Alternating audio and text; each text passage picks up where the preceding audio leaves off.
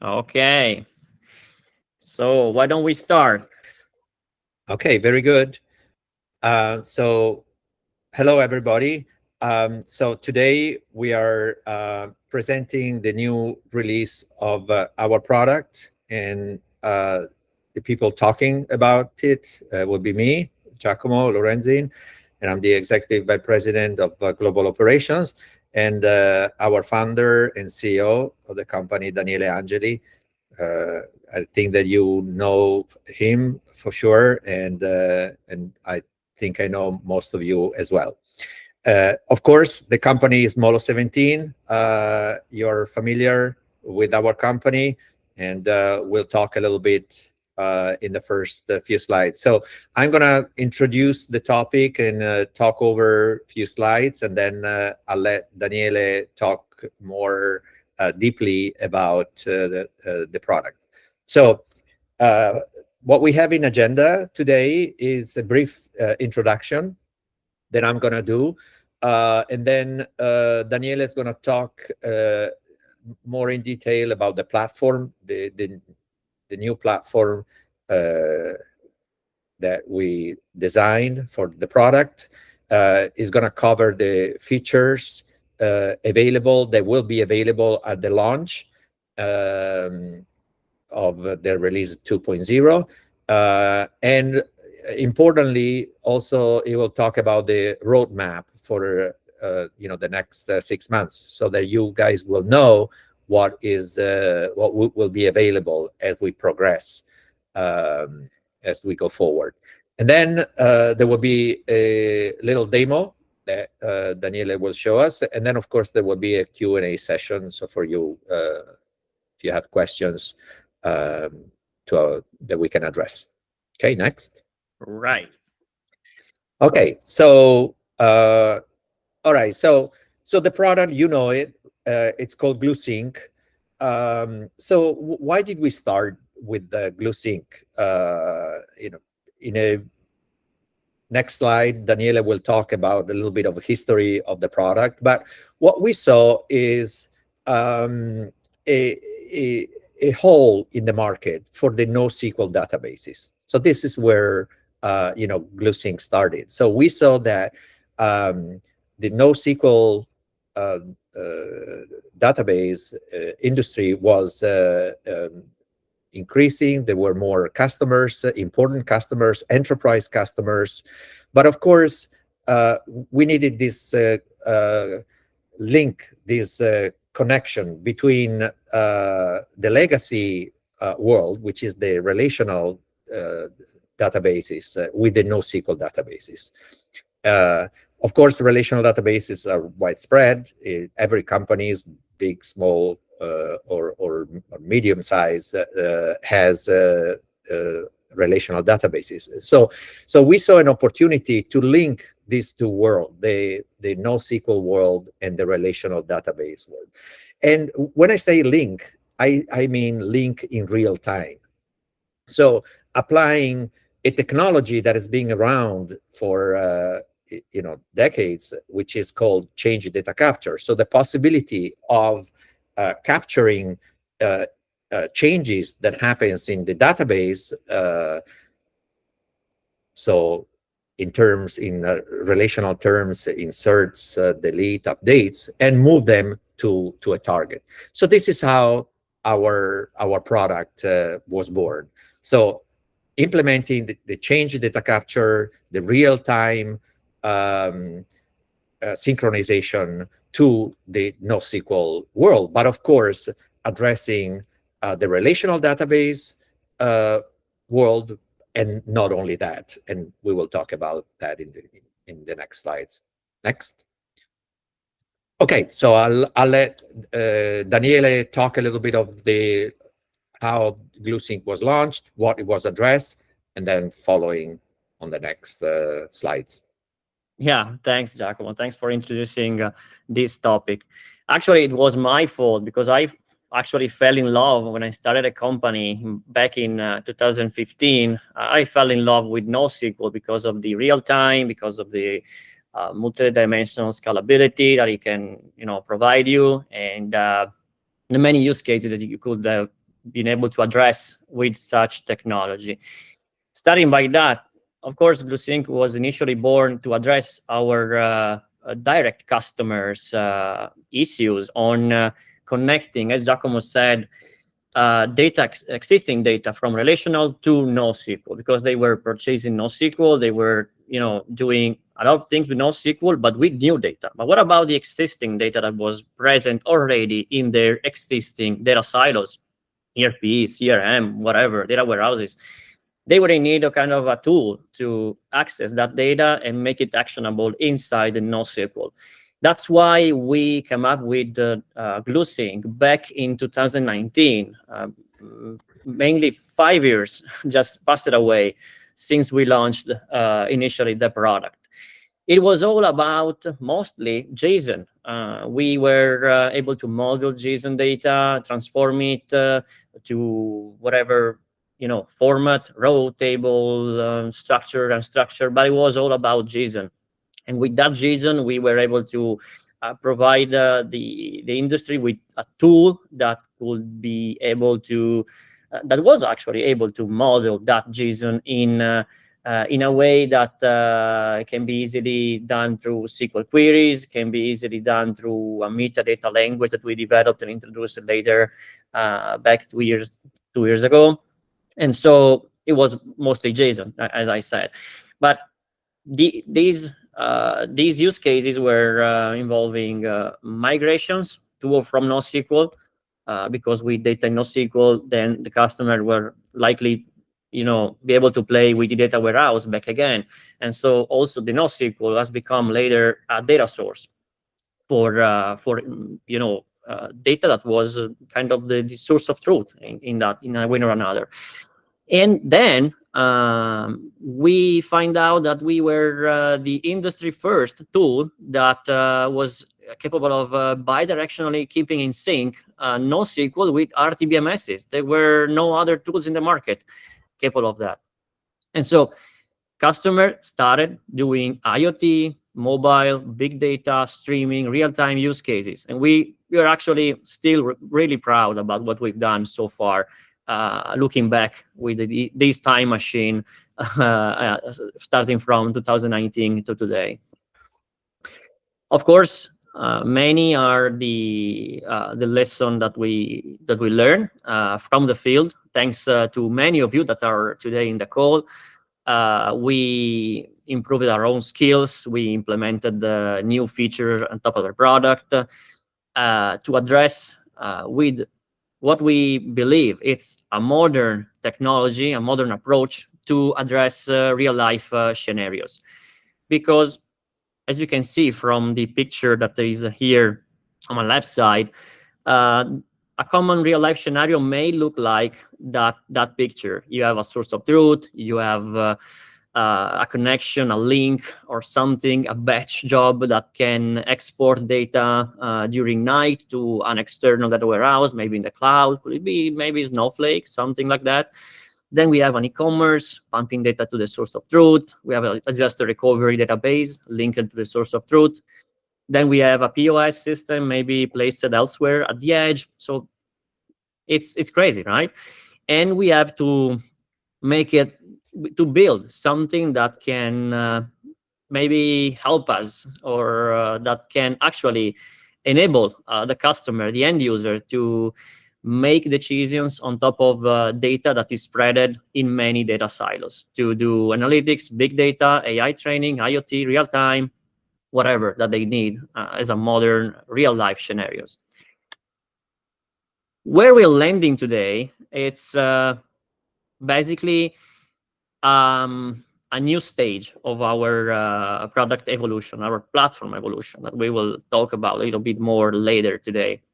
We're making room and opening up widening the funnel. We are kind of empowering the platform capabilities to embrace a wider range of solution and use cases. Since from the previous slide, we were talking just about NoSQL and partially about RDBMSs.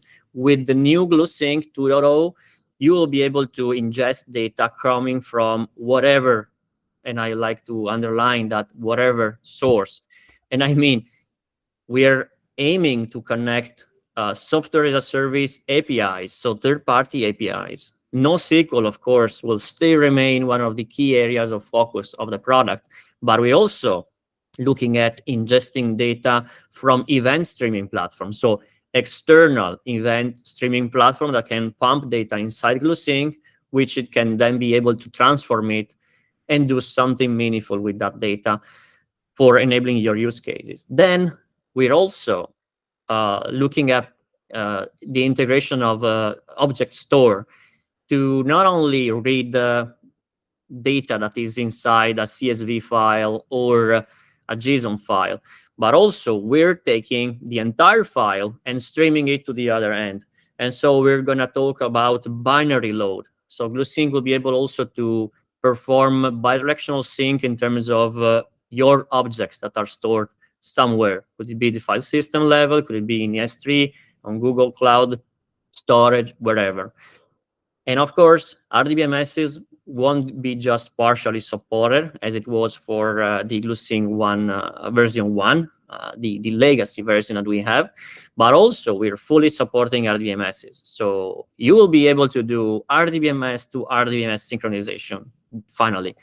And I'm sure that many of you here today will be really appreciating that feature because that has been highly requested, isn't it, Giacomo? Yeah, for sure. To be complete, I mean, as Daniele will highlight later, we are becoming a platform, and so as such, of course, we need to be, once we are in a company, that company needs to move data from NoSQL or to NoSQL, but most likely also have still relational databases that they need to address. And so we want to make sure that they don't have to go to another vendor, but they can find in Molo 17 that vendor. Yeah, that is important. So one tool to conquer all the use cases. It's like the Lord of the Rings, the Sauron ring for the data integration. That's what we wanted to become, right? And so we're not talking anymore just about, or primarily about JSON. We want to talk about columnar, structure, vector, unstructured, Parquet format, objects, as I said, to enable you to do more use cases. So data warehouses, key area of focus, data lakes, AI. We're going to talk a little bit about AI today, backups, and also that also hooks with restores. So we're going to do backups of your database with Gluesync and analytics. And so we're really proud to announce you Gluesync release 2.0. With release 2.0, we are basically wanted to become the leader in what is the time-critical data integration space. Because all of you that have, started knowing us, you know that we are really sensible to the latencies, really sensible to the thing that matters for the customer the most. So be able to replicate the data immediately right after it has been insert, updated, or deleted from the source, and then immediately propagating to the target, applying the transformation that you are requesting in the faster way that is possible. And so this is for us the time critical, the meaning of time critical. And so by becoming that, we are enlarging the Gluesync capabilities that we were saying. And of course, the platform will be something that can also be easily to be managed. But I just spoke about the platform a couple of times. So let's deep dive on what we really mean about the term platform. You may know that maybe you used Gluesync, you heard about Gluesync, you started even performing production deployments of Gluesync to your end user, or you are an end user that is using currently Gluesync. You're coming from a tool actually that was intended to be kind of a monolith, let's say, which is not a bad word in terms of the IT technical meaning of monolith. It's okay to have a monolith. It's a good thing. It's easy to be managed, and by that, with that term, so monolith, when I'm referring to the old Gluesync, I'm referring that it was a monolith in terms of the data pipeline that it was able to serve. So you need to create 2, 3, 4 data pipelines. You were about to deploy 3, 4 Gluesyncs that were autonomously running the data pipeline. So they were components bound together to serve the data pipeline purpose. So if you were looking for synchronizing data between SQL Server and Couchbase, for example, you were kind of deploying one Gluesync for that specific purpose. So it could be seen as a way to scale in terms of data pipeline, but still a monolith. So now we're shifting away from that architecture, and we are landing into a platform architecture. So we have a platform where the central brain is the core hub. What we identified as a core hub, as a central brain, is basically a component that actually acts as a router of all the messages, of the commands, the APIs, the overall infrastructure that is placed underneath the core hub. And so the core hub is responsible for orchestrating what's it's important for you, the data pipeline, the data flow. And the core hub connects what we have as an agent-based architecture. So each agent is going to be your vertically, autonomously integrated connector to the database, to the data source, to the data target. And so whenever you require a connection with SQL Server, you're going to launch a specific agent for SQL Server that will be responsible for making sure that SQL Server will be able to provide you data, to provide the inserts, to provide the updates, whatever that comes with SQL Server. Then you're going to need to plug a Kafka agent. Then you deploy a Kafka agent. Everything is going to be automatically discovered by the core hub. And by that, they're going to talk each other with the WebSocket protocol. So they are real-time connected. But also, the core hub will serve you with the APIs. We know that many of you requested us to have APIs because you likely want to administer, orchestrate, command the entire data flow, the entire data pipeline. And so we are releasing and bringing to the market with 2.0 also the APIs, the admin APIs, which are really, really important. Let's deep dive a little bit on the core hub first. As I said, it's the brain of the platform, commands and control all platform activities. It has REST admin APIs to help you embedding the product behind your graphical user interface, maybe, or some automation that you would like to do. But also you can extend the platform capabilities. Basically, with 2.0 release, we won't have, for example, a scheduler. You can implement easily a scheduler by talking with the APIs and running a cron job locally on your server. That's fine. You can extend the platform functionality from day one.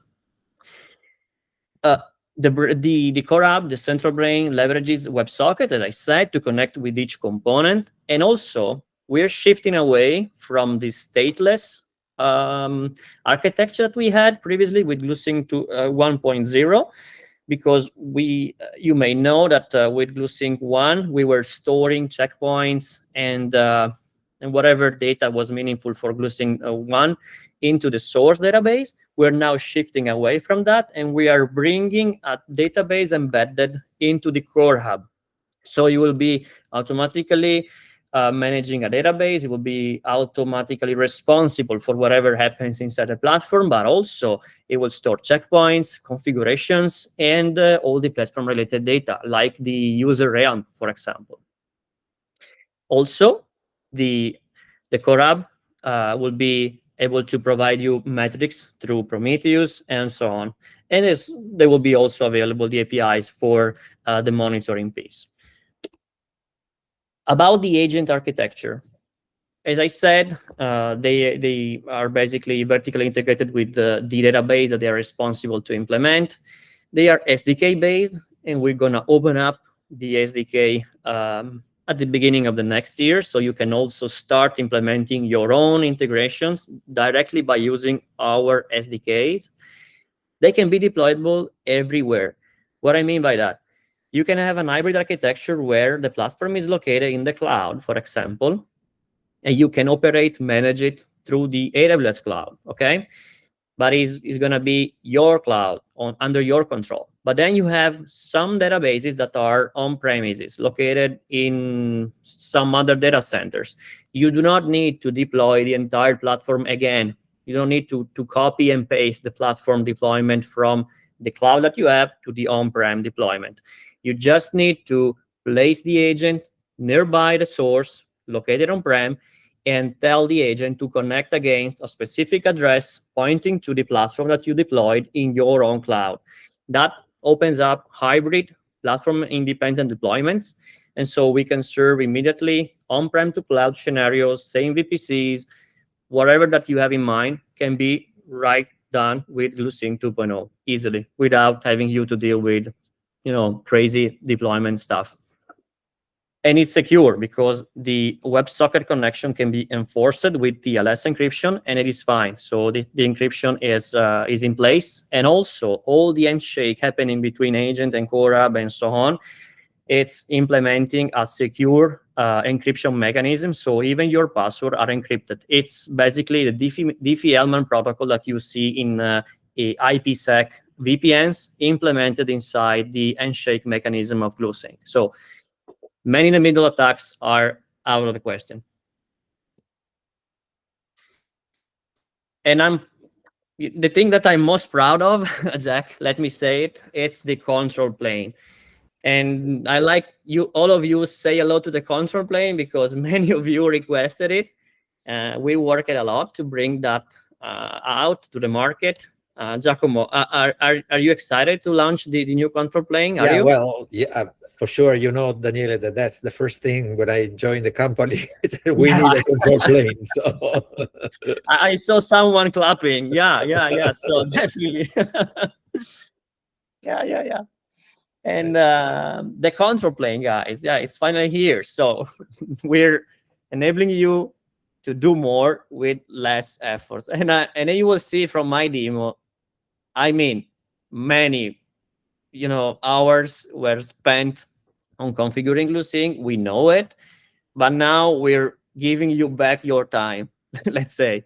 So in a way that we have a time bank, we're giving you back your time with something that can enable you creating data pipelines. And we recorded how much that is going to take to create a new data pipeline. It's 1 minute and 6 seconds.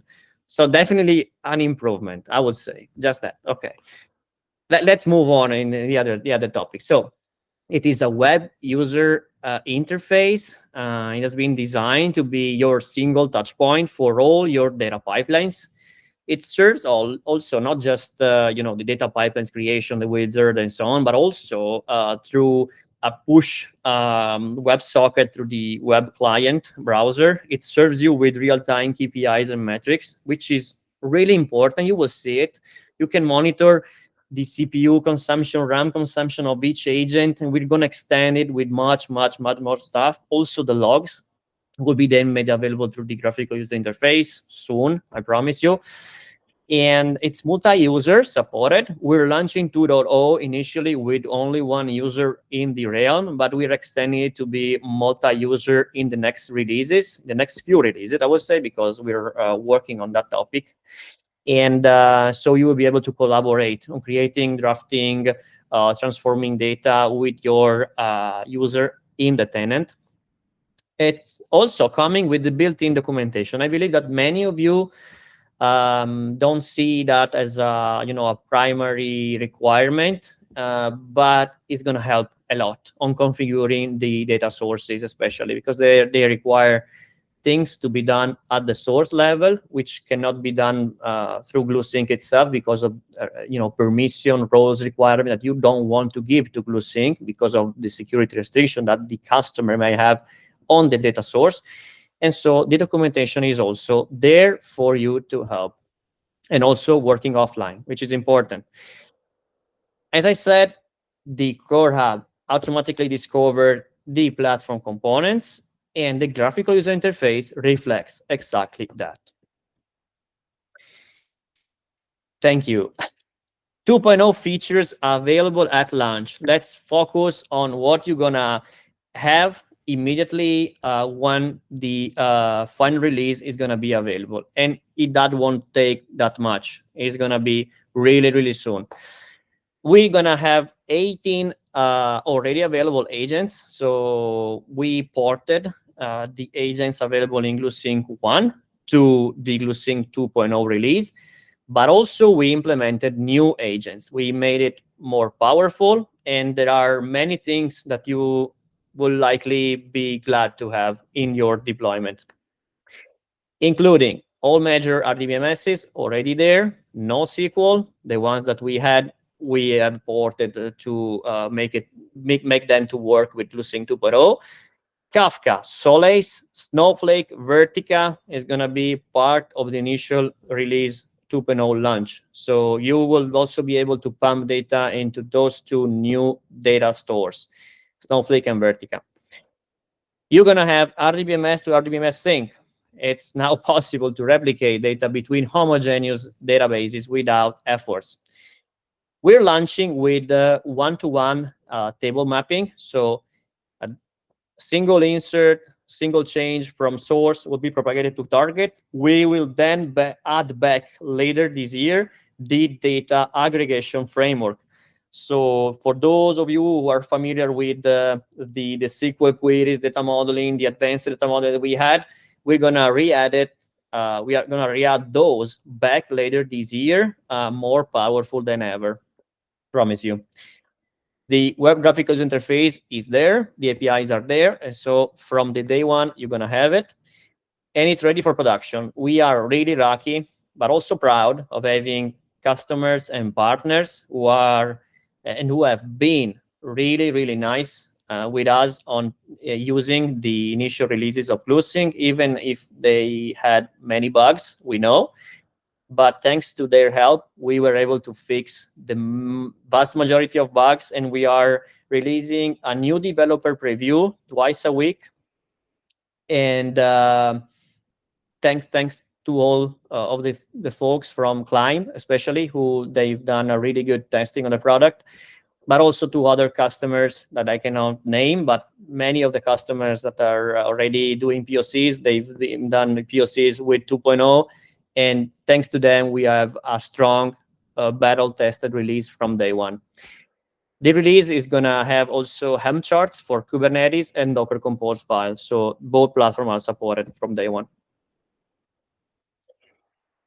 Let's talk a little bit about agents available at launch. I unveiled Snowflake and Vertica, and the old majors that we already had have been ported there in 2.0.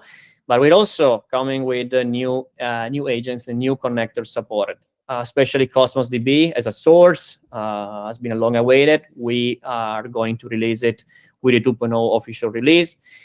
MongoDynamo, Couchbase, Aerospike, they're going to be there since we already had them. And RDBMSs, we revamped, rewrote entirely from scratch the MySQL and MariaDB agents, and now those are they just shifted away from the trigger-based auditing that we had previously, and now we have the CDC officially based on transaction log, which is called bin logging in MySQL and MariaDB. So now you're going to have something much powerful, and also with less footprint at source level.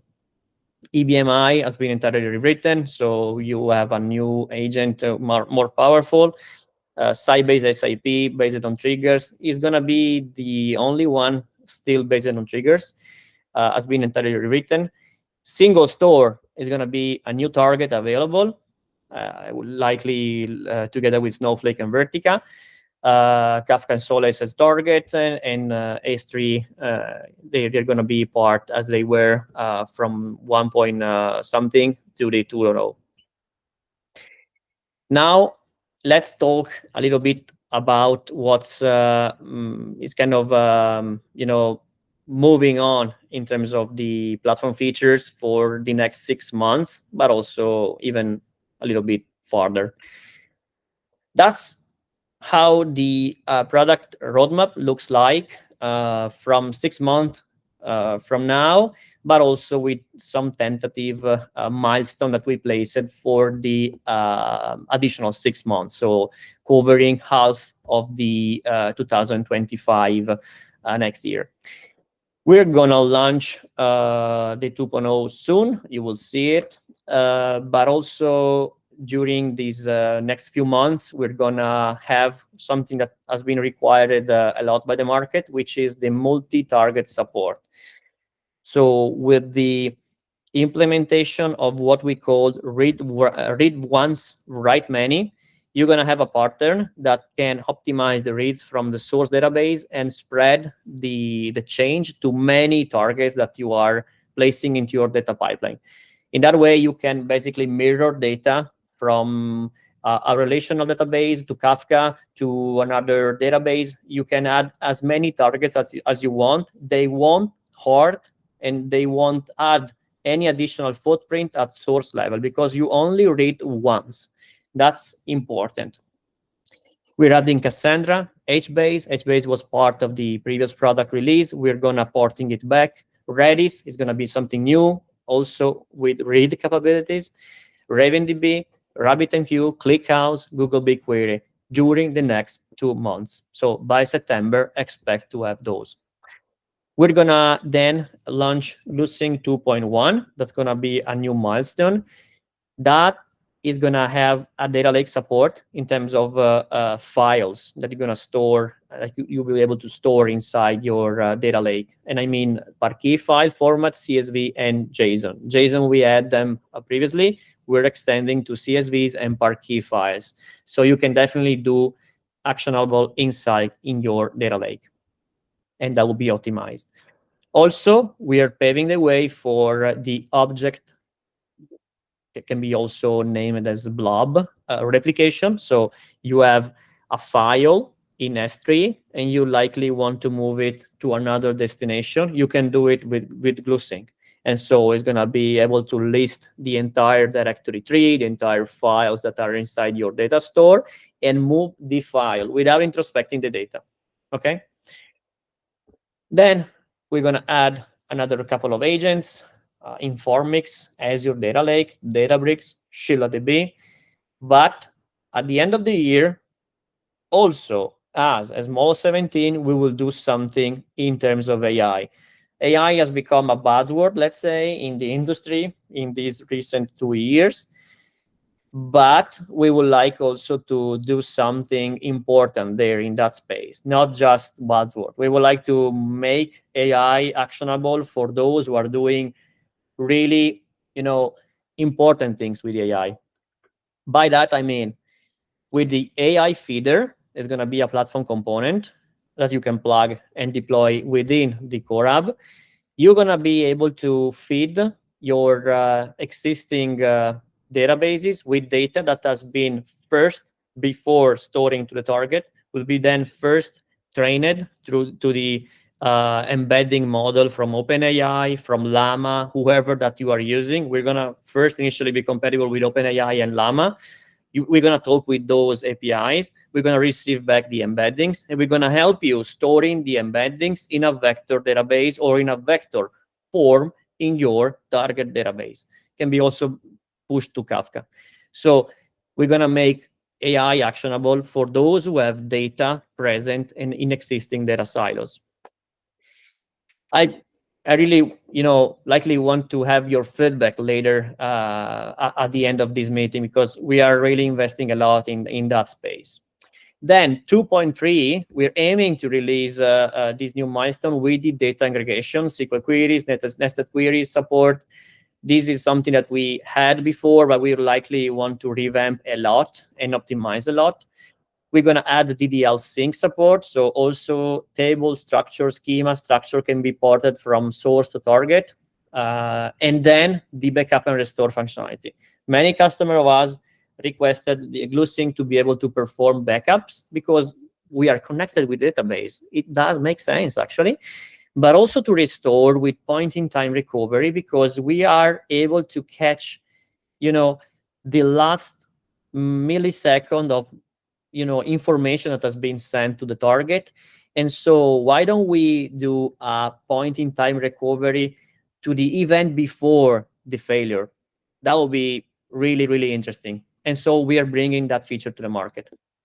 Then later, next year, we're going to add the third-party APIs compatibility. So you're going to also be able to create data pipelines that are connecting through the Salesforce changes feed, through the SAP Cloud changes feed, and propagate those changes to the target that you are selecting in Gluesync. And then the integration hub. This is important for the partner ecosystem. We would like to provide to partners tools, SDKs, any important toolkit that they can have for creating and crafting their own integration that can be deployed in the platform and be seen as an agent, as an official agent that has been developed likely from Molo 17, for example. It's going to be you deploying and developing and maintaining that component. We're going to also have a section for featured integrations where we together tested those, and we are providing to the market something that has that comes with support, which is important because we are talking about an enterprise product that needs and requires support for the end user. Planet agents. We're launching new agents with 2.0 initially, but we're also continuously working on adding something new throughout the next 24 months, 36 months. We're going to add a lot of things, but especially let's focus on what's going to be the next few releases. We're going to add ClickHouse, Teradata, Google BigQuery, we said it, Databricks. The streaming platform, we will likely cover them all. So RabbitMQ, Pulsar, SQS, Kinesis from Amazon. There's going to be a lot of streaming platforms that can adopt Gluesync as an integration. I've highlighted in red the object store because we will be able to read from Azure Data Lake and Amazon S3 and all of the others that we are looking to be compatible with, and not just target those as we were doing initially. So that's what we wanted to highlight. Also, Informix as SAP HANA is going to be there in terms of RDBMSs. Am I missing something, Giacomo? Maybe. I think that those are the ones that we have been focusing primarily. But as some of our partners, customer know, we are always talking to partners and customers. So there might be a platform here that is not present in this slide that in the next months surfaces or is requested, and we will address it. I mean, it's important to highlight the fact that, as Daniele highlighted, now the whole design of the platform is such that adding an agent is going to be, I mean, I don't want to say easy, but is definitely easier than before. And so we will be able to add additional agents as required. Of course, always, I mean, we come from the NoSQL. We stay in the NoSQL. NoSQL is important to us. Relational, of course, is important to us. Analytics is important as well, and that's why you see the analytics and data warehousing column becoming important, but streaming as well, because so I think that we are going to maintain and be faithful to what we've done so far, but we want to extend it because our customers are asking, and that's the shift, if you want, from a tool kind of product to a more platform-based product. Yeah, definitely. Oh, it's demo time. Wow. It's my turn again. Okay, so let me do one thing. Present something else. and I'm shifting to the entire screen. Okay. And so welcome to Gluesync. That's the user interface. Giacomo, are we able to see it? Yes, I can. Okay, perfect. So at the beginning of the journey with Gluesync, you're gonna be prompted to provide the access credential. I just skipped them right away because these are not so important features that we wanted to cover today. But you can get familiar with those after you request for a trial. At the beginning of the the Gluesync journey, you're gonna have this screen that is basically gonna tell you about the deployment that you have. I deployed here 11 agents, and I can start, making those actionable with my data. I'm gonna start by creating a new data pipeline here, and the wizard is presenting to me with a couple of information. So there's the documentation here on the right panel, and it says no sources configured. So why don't we start by configuring one? I have many, as I said. I'm going to start with SQL Server for the sake of this demo. It's telling me about information that is receiving from this agent. We're also fetching the version of the database and will be part of the final release 2.0. It's basically helping me on setting up a connection with the data source. My data source is hosted in the Docker Compose environment that I have here, so it's using the DNSs, the short DNSs from Docker. So I'm going to skip IP addresses and so on and make things smooth like bread and butter for you guys. But I'm going to focus to what you will see as new things in Gluesync, especially this create connection wizard, the data pipeline wizard, but also the documentation, as I said, which is important. There's an introduction about the connector that I just selected, the agent, and there's also the source information configuration. And so it's basically telling me about how to be ready for including this agent to my deployment, how to set up everything through the GUI or also from REST APIs, because it's all about REST APIs now, right? So I can also copy paste that snippet and put it in my Postman client and configure everything through the APIs. Let's move on here. Of course, I have, privileges of administration here. I'm gonna verify it. Of course, there's a process of testing and verifying the credential and the configuration that you've just entered against the source, and the same applies to the target. So the status that is said here, healthy, it's meaning that it's able to connect to the source, performing the initial access, verifying the role, the credential, the entire stuff, the entire flow has been validated, and you can proceed further. Otherwise, it will have thrown me an error. Target, I'm going to target Kafka today. And Kafka is reachable from that endpoint. It's a Kafka with all securities turned off. And so I'm in need to play with a couple of settings to tell the connector to skip a couple of encryption stuff. TLS is not enabled, so I'm going to use plain text and so on. The target configuration, in fact, is there.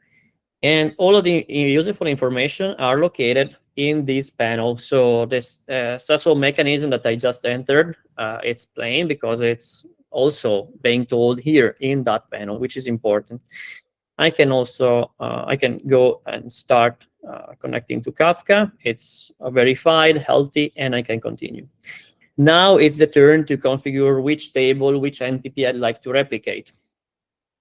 For those of you who were used to go with the Gluesync 1, they were right now opening up a JSON file, drafting it with a couple of strings, key values, blah, blah, blah.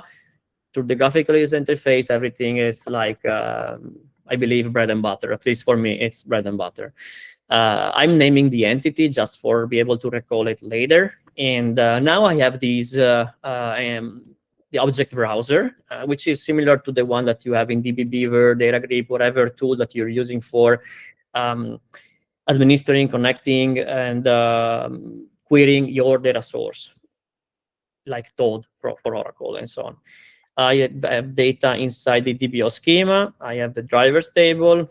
I'm selecting all the fields. I can rename the fields from here. I can make many as I wish, like new keys, but not in that demo.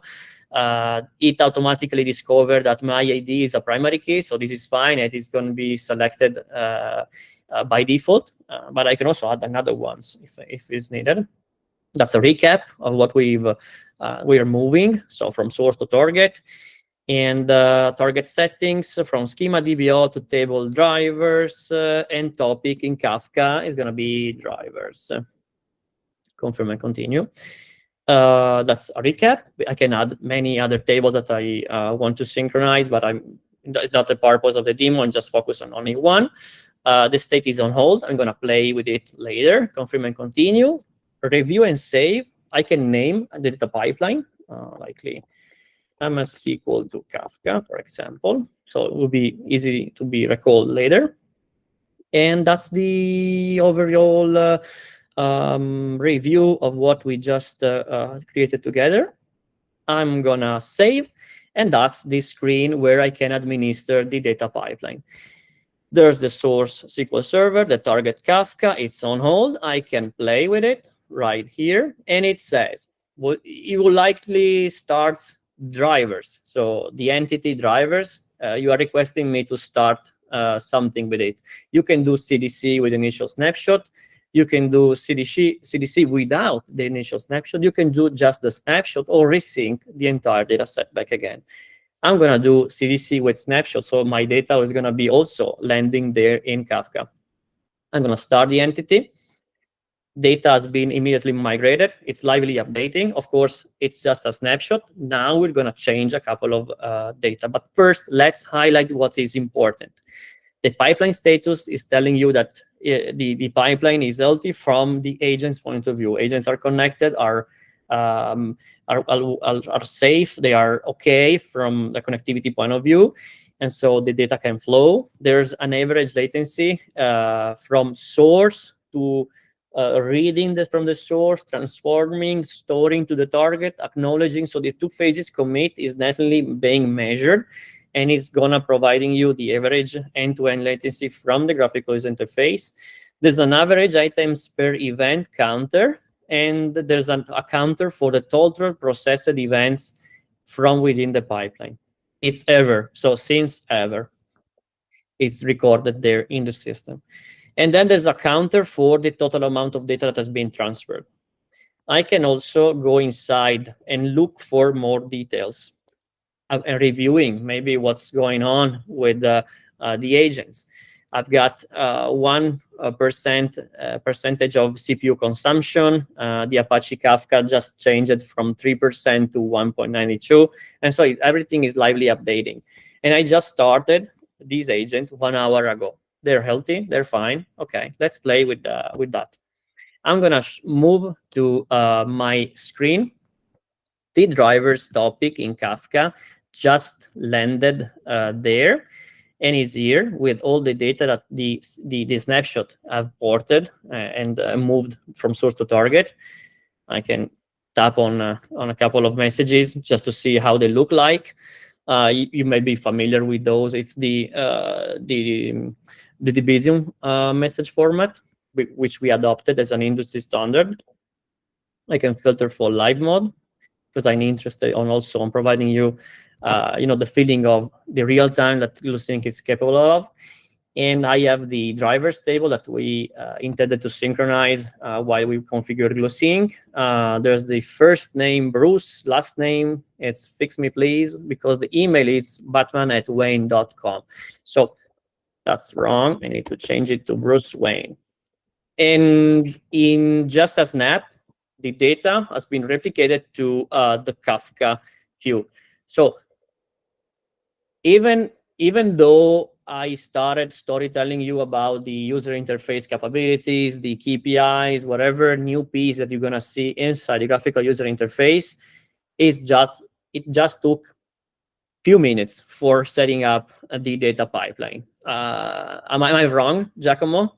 Did we just take a couple of minutes, right? Not Yeah, not yeah, more. no, absolutely. I mean, there is it's a world apart from configuring it, manually, and it's not prone to mistakes, because when you touch a configuration file, there is a likelihood that you introduce some mistakes. In this way, it's bulletproof, and so it's definitely exciting to see, to be able to monitor your replication, and it's exciting to see a browser-based interface. I mean, this is really a big step. I think that our engineering team and has done a great job for producing this interface. Yeah. And we're launching it lively, available in production for you to run it wherever that you may require to, starting from July the 31st. So it's gonna be in about 1 week and a half or 2 weeks from now, Giacomo. Yeah, 2 weeks, couple of Yeah, weeks. yeah. So we need to run fast. Right. Yeah. Okay. And one important thing, please scan that QR code.